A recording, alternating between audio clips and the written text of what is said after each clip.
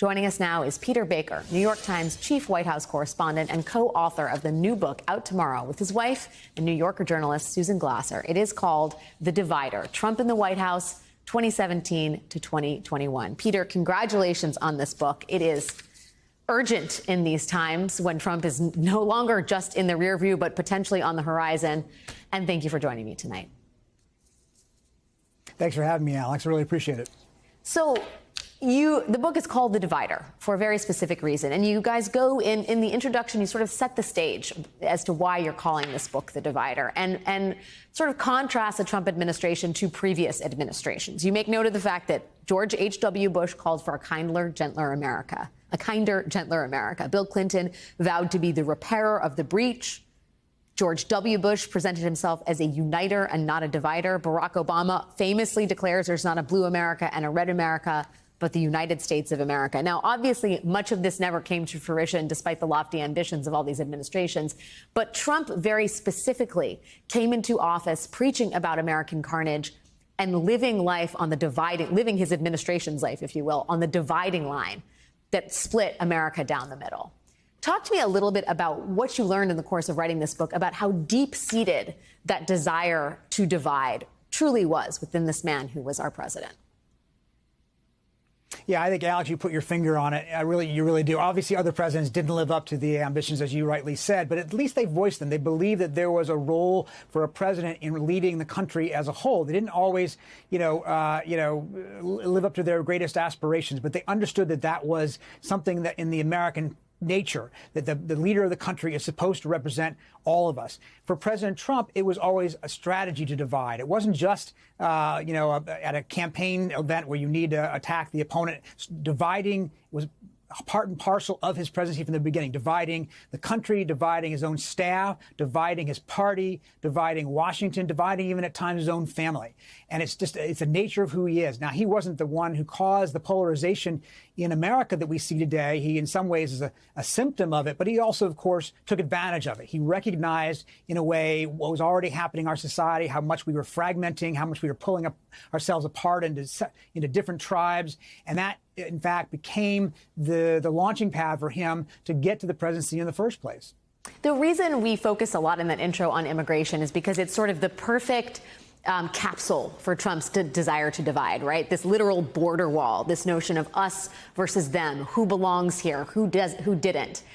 And you note in the book that Trump believes he won the 2016 election because of immigration. I found that really interesting. I think that there are a lot of issues that he stoked fear around, but none as forcefully and as effectively as immigration. Can you talk more about his remorse that he had to reverse some of the policies like family separations at the border and his reluctance to actually embrace that reversal? He wanted to go back to the period where agents were tearing children away from their parents. He believed that there was almost nothing that could be done that was too tough when it comes to stopping people coming over the border and targeting immigrants in this country, particularly illegal immigrants, but also legal immigrants at times. Some of the legislation he endorsed would have cut legal immigration to this country as well. So it's not just about whether people have broken the law coming in or not. There was a visceral feeling inside the party when he started talking about building the wall at these rallies. He loved the response he was getting. It encouraged him to go further. He understood that he was crystallizing a policy down to just these three words, build the wall, build the wall.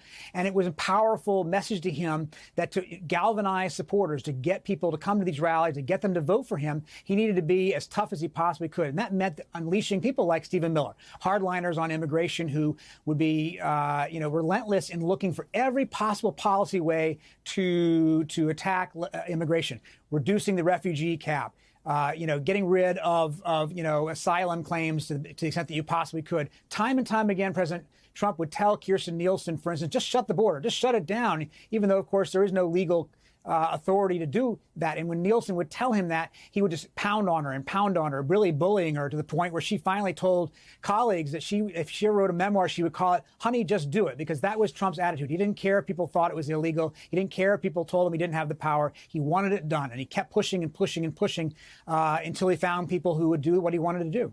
Well, and I found it staggering. You quote Stephen Miller at the moment he sort of consolidates power vis-a-vis immigration, saying, "This is my coronation."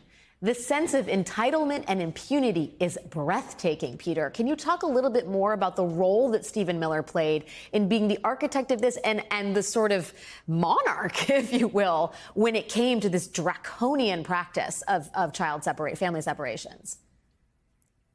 Well, Stephen Miller cared about this issue more than anybody else. And as a result, he became sort of the one person within the White House who made sure it was on the agenda every possible way it could be. He convened meetings of people from across the administration, sometimes without even cabinet secretaries knowing about it. You know, Kirstjen Nielsen and John Kelly, they would discover only afterwards that Miller was pushing some policy with officials who didn't even tell them what was going on. He was a very smart, savvy, bureaucratic player. He figured out how to enact policy that would accomplish the goals he wanted to, sometimes even if the president himself wasn't fully on board. And he was relentless in pushing back against people he thought were weak, like Kirstjen Nielsen, like John Kelly, like anybody else who told him, wait a second, let's follow the law here. There's rules. There's also tradition. He didn't like when people told him he can't do it. So this idea of being his coronation, when finally he felt like President Trump had given him the power, the authority, the mandate to finally enact some of these policies he wanted to, particularly family separation. It was a victory for him. And he was the one person, if you look back on these 4 years, the one aide who stays on President Trump's good side basically the entire time, never finds himself on the outs, because he figured out how to manage the president, how to accomplish the things he wanted to accomplish as best they could within the power they had, and to stay on his good side.